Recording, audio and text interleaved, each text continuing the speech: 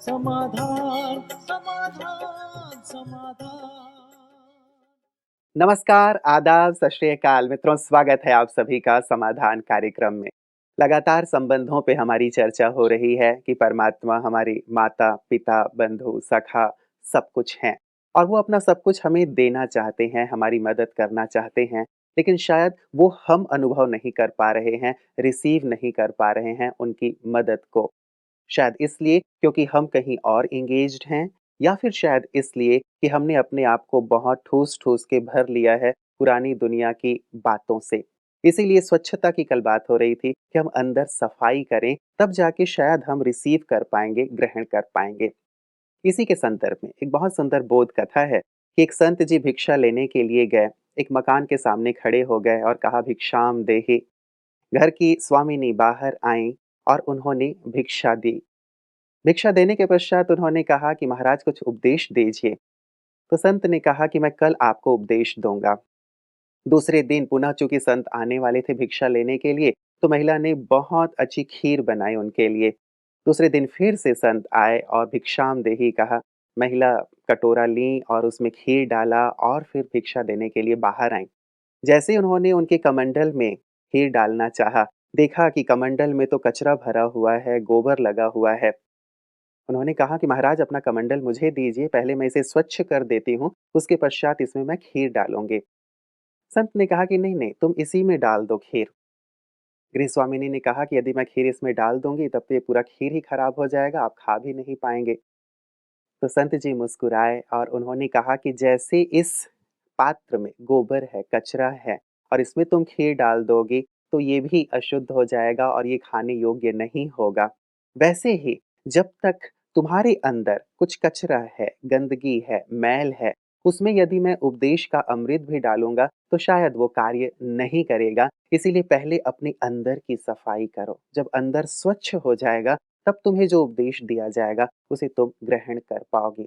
मित्रों, कितनी सार्थक बात है कि अंदर यदि गंदगी है, मैल है, ईर्ष्या है, द्वेष है, घृणा है, तो शायद अच्छी बातें हम सुनते भी हैं लेकिन उनका प्रभाव समाप्त हो जाता है और फिर से हम ज्यों के त्यों हो जाते हैं, पर नाला वहीं का वहीं बहता रहता है। इसीलिए आवश्यक है कि अंदर की सफाई हो, पश्चात सुंदर बातें हमारे जीवन में आएँगी और जीवन भी खूबसूरत होता जाएगा। इसी की बात कल भ्राता जी कह रहे थे कि अंदर जो हमारा पात्र है, बुद्धि रूपी पात्र, वो स्वच्छ होना चाहिए। तो इसी सुंदर बात के साथ आइए आज के समाधान की शुरुआत करते हैं। अभिनंदन करते हैं आदरणीय भ्राता जी का।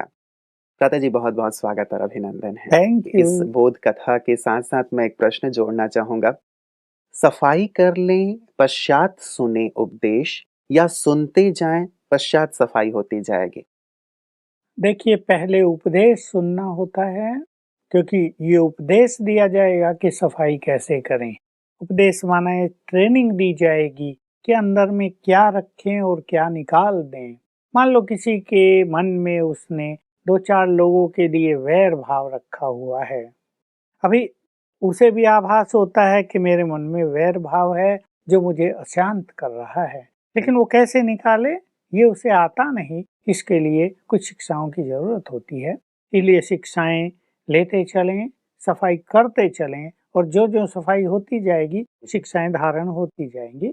पर ये ध्यान दें कि हमें सफाई करनी है। बिल्कुल, मतलब सुनना आवश्यक है, तभी ये सफाई होती चली जाएगी। तो सफाई हो जाए उसके बाद हम सुनें, इसका इंतज़ार करने की बजाय हम हाँ, सुनते चलें अच्छी बातों को और पश्चात सफाई हमारी होती चलेगी। कभी कभी ऐसा भी होता है, मान लो किसी पात्र में गंदा पानी है, जी। उसमें ऊपर से स्वच्छ पानी खोल दिया जाए हुँ, तो हुँ। धीरे धीरे सारा पानी स्वच्छ हो जाएगा। तो अच्छी बातें सुनते सुनते जो गंदगी अंदर भरी है वो भी आपे ही भी समाप्त हो जाती है। बिल्कुल, बिल्कुल। लता जी, अभी विशेष करके हमारे देश में भी एक सफाई अभियान हमारे प्रधानमंत्री मोदी साहब ने चलवाई हुई है और जगह-जगह लोग झाड़ू लेके निकल पड़े हैं। हमारे कई केंद्रीय मंत्री भी सफाई अभियान में शामिल हो गए हैं। तो ये जो बाहरी स्वच्छता का जो अभियान राष्ट्रीय स्तर पे चला है, कितना अच्छा होता यदि अंदर की भी सफाई का राष्ट्रीय स्तर पे एक अभियान चल बस जाता। वो हम चलाएंगे। देखिए, नेता लोग भी एक अच्छा कार्य करते हैं और अच्छा है, बाहरी सफाई का असर मन पे भी पड़ता है। हुँ, अमेरिका में जाएं, ब्रिटेन, कहीं जर्मन कोई में जाएं, कचरा दिखाई हाँ नहीं तो देता। साफ कोई थूकेगा ही नहीं जी, रास्तों जी। में। तो उनकी ये कल्चर बन गई है, उनकी एजुकेशन बन गई है। हमारे देश में ये नहीं है। हमारे यहाँ भी आश्रम में लोग आते हैं, अच्छी जगह पे थूकते रहते हैं। तो सफाई बहुत अच्छी चीज़ है, और यदि मन की सफाई कर ली जाए तो ये बाह्य सफाई की ओर भी हमारा ध्यान जाता है, क्योंकि जिसका मन स्वच्छ होगा वो बाहरी गंदगी को देख नहीं पाएगा। तो क्यों ना हम एक अभियान शुरू कर दें कि हम अपने मन को भी स्वच्छ करें। मन में जो दूसरों के लिए मैल भर गया है, मन में किसी के लिए भी ईर्ष्या, द्वेष, बदले की भावना भर गई है, उसको जरा हटा दें तो हमारा अंतर चित्त भी बहुत सुखी हो। अंदर झाड़ू लगाना और अंदर जो कचरे बहुत गहराई से बैठ गए हैं उसे निकालना। साधना के बिना ये कचरा साफ नहीं होता, क्योंकि ये स्थूल नहीं है। इसके लिए ज्ञान भी चाहिए, तो राजयोग की साधना भी चाहिए, अपने पे बहुत अटेंशन भी चाहिए, उसी तरह की शिक्षाएं भी चाहिए। सब चीजें साथ चलेगी तो मनुष्य का ये मन मंदिर स्वच्छ होगा। क्या सारे दिन में कुछ ऐसा अभ्यास भ्राता जी कर लेना चाहिए, या कोई भी एक छोटी सी बात आज के नुस्खे के तौर पे प्रदान करें ताकि बाहरी सफाई के साथ अंदर की सफाई भी होती रहे? बस सारा दिन ये संकल्प करें, मैं पूर्वज हूँ और मुझे सबको देना है, अच्छाई देनी है, बुराई नहीं। जी, जी, जी। और यदि कोई बुरा भी मेरे साथ करता है तो तो उसे भी हमें अच्छाई देनी है, क्योंकि हम पूर्वज हैं, हम दाता हैं। परम सद्गुरु के तौर पे तो उन्हें याद करते हैं और वो सब कुछ हमें प्रदान करते हैं। एक विशेष बात, उसके बाद हम अगले संबंध पे चलेंगे। सद्गुरु के लिए आता है कि उसकी हम शरण लेते हैं। शरणागति की बात आती है कि परमात्मा की हम शरण में आए, परम सद्गुरु की हम शरण में आए। और गीता में भी ये जो महावाक्य परमात्मा का है कि सर्वधर्मानि परित्यज्य मामेकं शरणं व्रज, हम त्वां सर्व पापेभ्यो मुक्तिस्यामि मा शुचः। तो इसका यथार्थ भाव क्या लिया जाए? शरण में आने का क्या भाव है? क्या अपने आप को पूरी तरह तन से भी अर्पित कर देना और सारी मन बुद्धि से अर्पित कर देना, या कुछ और भी भाव है जिससे हम मुक्त हो सकें? शरण में आने का भाव है कि हम उसके बच्चे बन जाएं, उसकी आज्ञाओं का पालन करने लगें। शरण में कोई की छोटा बड़े की आ जाता है तो बड़े की जिम्मेदारी होती है उसको सुरक्षा देना, उसकी पालना करना। जी। तो हम भी परमात्मा के बन जाएं और अपने को अर्पित कर दें। तो उसका बन जाना और उसको अर्पित हो जाना, इन दोनों को मिलाकर कहेंगे हम शरणागति हो गए। तो बस फिर उसकी जिम्मेदारी हो गई, वो हमें सब कुछ देगा। और परम सद्गुरु को शरणागति यदि हम हो गए तो वो हमारे भंडारे भरपूर कर देता है। बिल्कुल, तो ये एक शरण लेने का भाव ये हो जाता है कि अपना लें दिल से और साथ ही उनकी फिर कृपा और आशीर्वाद के हम पात्र पात्र। बन जाएँ। भ्राता जी, कई भक्त ऐसे रहे हैं जिन्होंने दास भाव रखा है परमात्मा के लिए कि मैं आपका दास हूँ, आप मेरे मालिक हैं, या बंदा भाव कह लें कि आप मालिक और मैं बंदा हूँ। तो क्या ये भी भाव संबंधों से जुड़ा हुआ है, या इस भाव से ऊपर कहीं उठने की बात है? दास से मालिक का कोई संबंध नहीं होता है। वो तो मालिक ऑर्डर करेगा, दास को फॉलो करना है, वो दासत्व है। और भक्ति में इसका महत्व ये रहा, उसके अंदर हमेशा निरहंकारिता की फीलिंग्स रहे। इसके लिए लोगों ने अपने को दास समझ लिया कि हम अपने को बहुत छोटा समझेंगे, शायद तभी हम बहुत ऊपर उठ सकेंगे। परंतु बात है बच्चा बन जाने की, संबंध जोड़ने। देखिए कितनी बड़ी बात है, किसी घर में नौकर काम कर रहे हो दो, उनका अलग महत्व होता है। वो काम भी उसी ढंग से करते हैं और उनको मिलता भी उसी ढंग से है। और उसी परिवार में नाता किसी बड़े आदमी से जुड़ गया हो, तो जिससे नाता जुड़ेगा और जिनका जुड़ेगा उनकी बात कुछ और होगी। तो हमारा नाता भी भगवान से जुड़ गया, अपने में ही ये the matter of great proud, गर्व है ये बहुत बड़ा। और इसको अभिमान नहीं कहा जाता, ये बड़े स्वमान की बात है कि हमारा संबंधी भगवान है। तो सर्व संबंध भी उससे इसीलिए जोड़े जाते हैं। साधना के मार्ग पर चलते हुए मनुष्य को भिन्न भिन्न संबंधों का मोह, अटैचमेंट अपनी ओर आकर्षित करता है, और उसमें वो साधक लिप्त हो जाता है और उसकी एकाग्रता नष्ट हो जाती है। जिस लक्ष्य से वो आगे बढ़ा था उसको वो प्राप्त नहीं कर पाता है। तो इसलिए भगवान ने कहा, अपने सब नाते मेरे से जोड़ो, मैं तुम्हें हर नाते का सुख देने के लिए तैयार हूँ। ये बहुत बड़ी बात कही। तो इसी बात को याद रखते हुए, ताकि हमारा अटैचमेंट भी देह के नातों से छूट जाए और परमात्मा में हमारी संपूर्ण लगन लग जाए, प्यार हमारा बटा हुआ न हो, ये सर्व संबंधों की बात आती है। पता जी, जो श्लोक मैं कह रहा था उसमें एक बात आती है जिसपे कई लोगों ने अपने अपने ढंग से व्याख्या की है कि सर्वधर्मानि परित्यज्य, कि सभी धर्मों को तुम छोड़ के जब मेरे पास आओगे तब मैं तुम्हें सभी पापों से मुक्त करूंगा। इसका अलग अलग व्याख्या अलग अलग जो टिप्पणीकार हैं उन्होंने की है। यथार्थ भाव क्या है इसका? स्वयं भगवान ने जो इसकी व्याख्या की है वो मैं आपके समक्ष रख देता हूँ। जी। ये जो भिन्न भिन्न धर्म हैं, ये ऐसे समझ लो कि हर एक को एक दायरे में बंद कर दिया है धर्म के। तुम्हें इस दायरे से बाहर नहीं जाना है, तुम्हें यही करना है, ये नहीं करना है। और ये धर्म आजकल बंधन बन चुके हैं, ये देह के धर्म हो गए हैं और इससे सोल कॉन्शियसनेस मनुष्य की समाप्त हो गई है। तो भगवान ने ये आदेश दिया कि इन सब से तुम्हारा कल्याण नहीं होगा, क्योंकि तुम आत्मा हो। आत्मा न हिंदू है, न मुस्लिम है, न क्रिश्चियन है, न सिख है। आत्मा तो आत्मा है।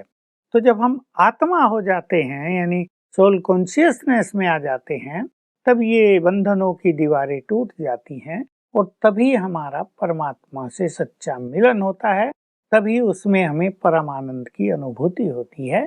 ये इसकी सिंपल व्याख्या है। कई बार जब धर्म छोड़ने की बात आती है भ्राता जी, तो मोटे तौर पे ही लोग इसका अर्थ समझते हैं कि शायद यदि मैं फलाने धर्म को मानता हूँ कि तो इस धर्म को छोड़ के ईश्वर की शरण आऊं। तो ये वाला जो भाव मोटे अर्थों का लेते हैं, तो शायद ये भाव नहीं है ये इसका। भाव नहीं है। जिस धर्म में कोई है, मान लो कोई मुस्लिम है, जी। उसका जन्म मुस्लिम धर्म में हुआ है, ओके, ये तो हुआ ही है, इसको कोई कैसे इग्नोर करेगा, कैसे कहेगा कि नहीं हुआ है।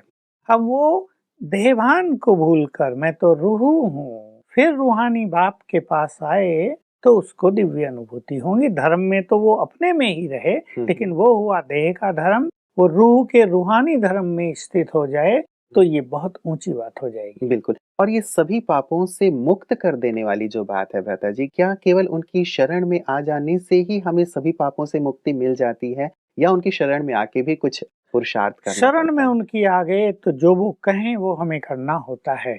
उनकी शरण में जाते वो हमें आदेश करते हैं कि अपना मन बुद्धि मेरे में लगाओ। जी। तो ये लगाने से, जिसको राजयोग कहा गया है, हम सभी पापों से मुक्त हो जाते हैं। बिल्कुल। भ्राता जी, एक विशेष संबंध जो और आता है वो है पुत्र का संबंध, कि हम परमात्मा को अपना बच्चा भी बना सकते हैं। सुनने में बड़ा ही अच्छा लगता है, लेकिन कैसे करें वो वाली एक बात फिर से प्रश्न के रूप में आ जाती है, क्योंकि जब शास्त्रों में हम सुना करते थे तो अनुसुईया जी ने भी उन्हें पुत्र के रूप में स्वीकार किया था या वो संबंध निभाया था। यशोदा माँ तो फिर प्रख्यात हैं ही। यदि हम परमात्मा से ये पुत्र का नाता निभाना चाहते हैं, कैसे करें? निभा सकते हैं। देखिए, उधर भी दिखाया कि देवकी को कृष्ण के जन्म से पहले साक्षात्कार हो रहा है सब कुछ, और वो देख रही है कि विष्णु से उसने क्या मांगा था और विष्णु स्वयं उनके गर्भ में पुत्र बनकर आ रहा है।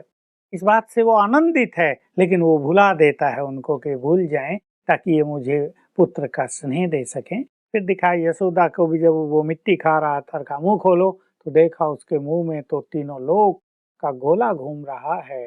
तो यशोदा बस वहीं ध्यान मगन हो गई, अरे मेरा पुत्र और भगवान है वो तो, मैं भगवान को जन्म देने वाली, पालना देने वाली हूँ।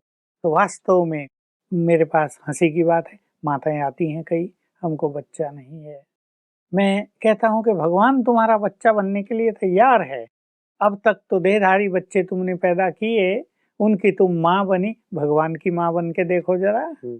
वैसे तो वो सबके माता पिता हैं, पर वो तैयार है कि तुम मुझे अपना पुत्र बनाओ और तुम बन जाओ मेरी माँ।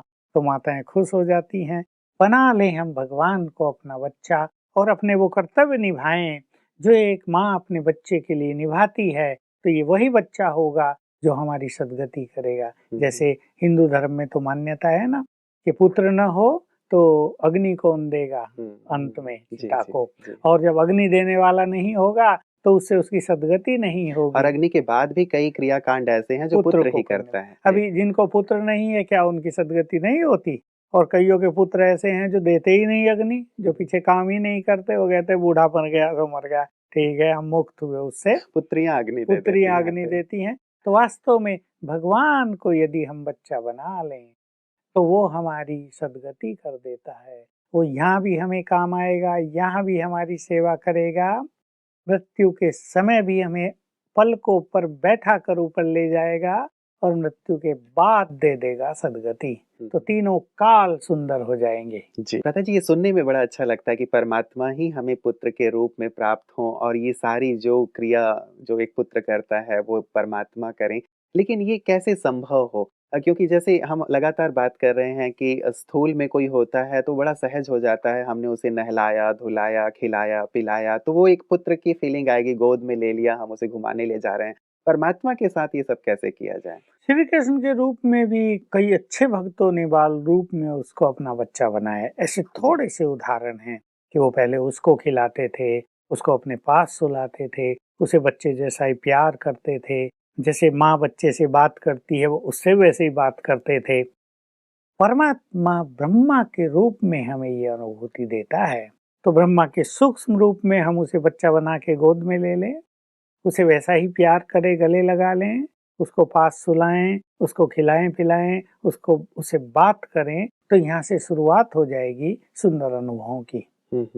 मतलब ये किया जाए ब्रह्मा के तन के माध्यम से, लेकिन वो तो बुजुर्ग तन में है। हाँ, उसको सूक्ष्म रूप में बना लिया जाए, क्योंकि कभी वो भी तो छोटे थे ना। श्री कृष्ण बड़ा होता है, उसके बाल रूप को बना लिया जाता है, जी। तो उसके बाल रूप को, छोटे रूप को बना लिया जाए। और वैसे भी जो सूक्ष्म शरीर में है वो संकल्प से ही बड़ा और छोटा होता है। जी। हम संकल्प से ही उसे बड़ा और छोटा बनाकर उससे वो अनुभूति करें। जी। भ्राता जी, बात फिर कर्तव्यों की भी आती है, एक दूसरे के प्रति दायित्वों की आती है, क्योंकि जहाँ कहीं संबंध है वहाँ एक दूसरे के साथ कर्तव्य जुड़ा हुआ होता है, दायित्व जुड़े हुए होते हैं।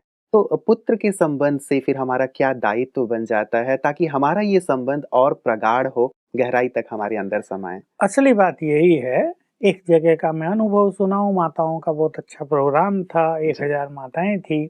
मैंने सबसे पूछा कि कौन कौन बाबा को अपना बच्चा बनाएंगी। सबने हाथ उठाया। आज से शिव बाबा हमारा बच्चा हो गया, क्योंकि शिव बाबा को बच्चा बनाना सस्ता काम है।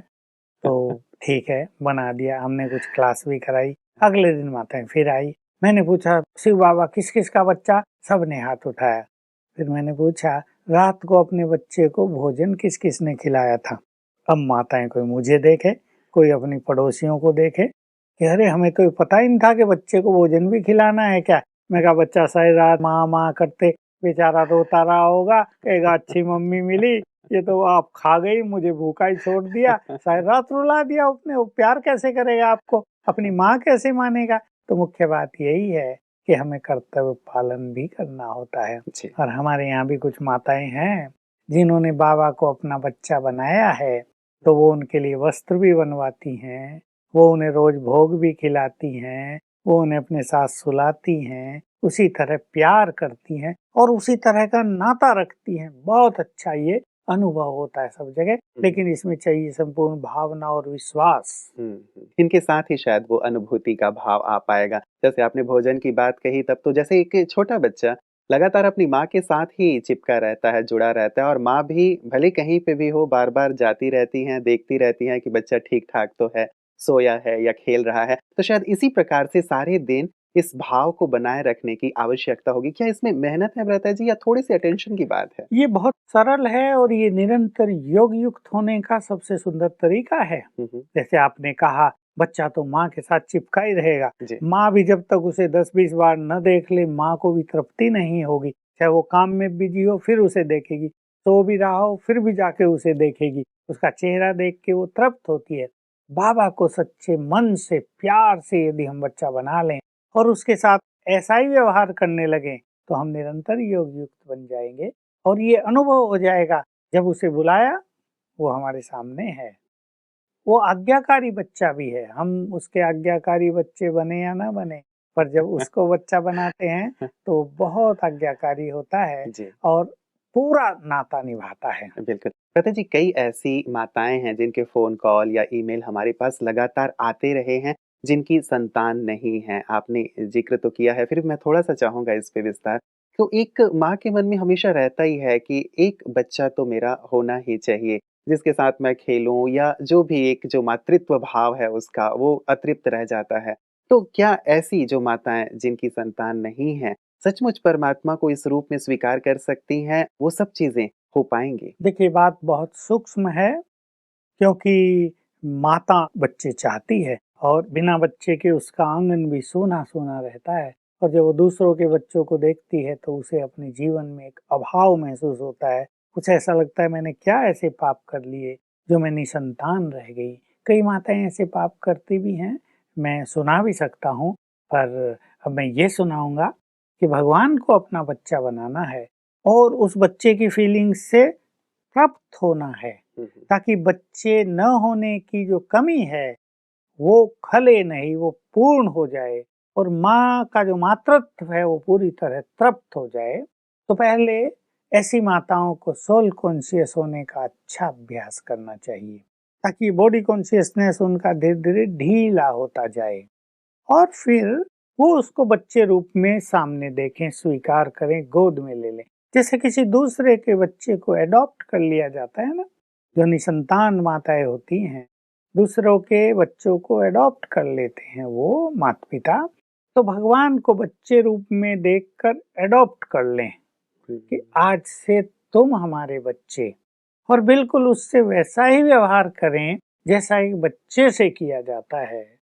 तो ऐसे कुछ माताओं के अनुभव हैं हमारे पास भी, गिनती की हैं पर 10 माताएं तो अवश्य होंगी जो इस तरह परमात्मा को अपना बच्चा बनाकर अपने मातृत्व को तृप्त कर रही हैं। तो विशेष क्या अनुभव है फिर भ्राता जी उन लोगों का कि मतलब सचमुच क्या ऐसी विपत्तियों के समय में ऐसे जैसे एक पुत्र मदद करता है, सेवा करता है, क्या वही मदद, वही सेवा परमात्मा को पुत्र रूप में स्वीकार करने से प्राप्त हो रहा है उन्हें? देखिए आजकल कलयुग में तो बच्चे माँ बाप की कहाँ सेवा करते हैं, माँ बाप को बच्चों की केयर करनी पड़ती है बहुत लंबे समय, लेकिन ये बच्चा ऐसा है जो सचमुच केयर करता है। मैंने भी एक बार अनुभव किया था, मैं कहीं बाहर से आया, बहुत थका हुआ था जी। तो मैंने कहा क्या करूं, अब मेरी कमर कोई दबा दे, बहुत दुख रही थी, अब कोई था ही नहीं। मैंने कहा बाबा आप बच्चे बन के आज मेरी कमर तुम ही दबा दो, और मुझे फट से फील हुआ, मुझे जैसे नींद सी आ गई और मैंने देखा कोई बच्चा मेरी कमर पर घूम रहा है। मेरी चेतना टूटी और मैं फ्रेश था, तो मुझे आभास हुआ कि सचमुच शिव बाबा बच्चा बनकर मेरी कमर को ठीक कर गए हैं। बहुत अच्छे अच्छे अनुभव होंगे। एक माता को बहुत अच्छा अनुभव हुआ, उसके पति को, वो अकेला था, उसने कहा मैं तो मधुबन जा रही हूँ, तो कहा मेरे पास, कहा शिव बेटे को छोड़ के जा रही हूँ। अब शिव बेटे ने इतनी अच्छी प्रीत की रीत निभाई, उसको हो गया हार्ट अटैक, और कैसे शिव बाबा ने उसको ठीक कराया, ये एक बहुत सुंदर कहानी थी। तो तब उसने मान लिया कि सचमुच शिव सच्चा बेटा है और वो जैसा नाता निभाता है ऐसा नाता और कोई मनुष्य बेटा भी निभा नहीं सकता। जी, क्योंकि जी। मनुष्य को बुलाने में आने में देर लगेगी और ये तो बुलाओ और तुरंत आ जाता है। हाँ, हाँ। कई बार मन में एक द्वंद का भाव उठता है भ्राता जी कि कहाँ वो परमात्मा हैं, पूरी सृष्टि के नियंता हैं, मालिक हैं और हम उनसे ऐसे छोटे-छोटे कार्य करवा लेते हैं, तो मन में कभी द्वंद होता है कि नहीं कहाँ वो उनकी हैसियत के हिसाब से कुछ काम करवाया जाए, देखिए कई बार प्यार ऐसा लगता है। प्यार में बड़ा और छोटा कुछ नहीं होता। जब वो बन ही गया बच्चा तो माँ तो ऑर्डर देगी ना, पानी लाओ मेरे लिए। वो तो कहेगी ना मेरे सिर दर्द हो रहा, जाओ गोली का प्रबंध करो जल्दी। अब जब वो बेटा बन गया तो फिर वो भगवान नहीं, वो बेटा है, और जिसका वो बेटा बना वो भी बहुत महान है ना। वैसे वैसे का बेटा तो बनेगा नहीं ना। भगवान की माँ भी कैसी होगी, जी, वो तो बहुत महान होगी, महाभगवती बहुत होगी। पवित्र होगी, रियली भगवती होगी। जी। इसलिए इसमें ये लज्जा की कोई बात नहीं। जी, तो मतलब ये द्वंद ना रखा जाए हाँ, और वैसे भी जब हम भगवान के लिए कुछ कहते हैं तो आप नहीं कहते, तुम भी तुम नहीं कहते, कहते, हाँ, तू कहते तू हैं कि कहते तू हैं। ऐसा है। तो शायद हाँ, ये बहुत घनिष्ठ प्यार का प्यार ही है। द्योतक और प्रतीक है, इसलिए शायद इस चीज़ में द्वंद का भाव नहीं रखना चाहिए। भ्राता जी आपका बहुत-बहुत शुक्रिया इस पुत्र के संबंध को भी स्पष्ट करने के लिए। आगे भी इस चर्चा को आपके साथ जारी रखेंगे। आज के लिए आपका बहुत-बहुत शुक्रिया। मित्रों बहुत सुंदर लग रहा है परमात्मा के साथ संबंधों की चर्चा को जब हम लगातार आगे बढ़ा रहे हैं क्योंकि अब तक ऐसी कोई चर्चा नहीं हुई थी कि परमात्मा परमात्मा है, हमें उन्हें याद करना है या उनसे कुछ लेना है, यही शक्तियों की बात हुआ करती थी। लेकिन ऐसी घनिष्ठता, ऐसी समीपता भी उनके साथ हो सकती है, इस पे अब तक विचार हमने नहीं किया था और ना ही इस पे कभी कोई चर्चा हुई थी। लेकिन अब लग रहा है कि सचमुच वो हमारे बहुत नज़दीक हैं और जब ऐसी नज़दीकी हो जाती है, तो वास्तव में जीवन बहुत आनंद से परिपूर्ण हो जाता है। वैसे भी जब संबंधों में रस होता है, तो परिवार में कितना आनंद होता है, वैसे ही परमात्मा से यदि ऐसी समीपता हो जाएगी, बहुत आनंद आएगा। और एक विशेष बात जहाँ से मैंने शुरुआत की थी, परमात्मा की शरण, शरणागत की भारतवर्ष में भी बहुत ज़्यादा महत्ता है। जब किसी राजा के पास कोई शरण ले लिया करता था, एक बहुत ही सुंदर और प्रेरक प्रसंग है। इतिहासकार ये बताते हैं कि राणा हमीर जो कि रणथंभौर के राणा थे, महाराज थे, तो मोहम्मद शाह भाग करके दिल्ली से आ गया। अलाउद्दीन का वो वज़ीर था, लेकिन किसी कारण से उसे मौत की सज़ा दे दी थी अलाउद्दीन ने।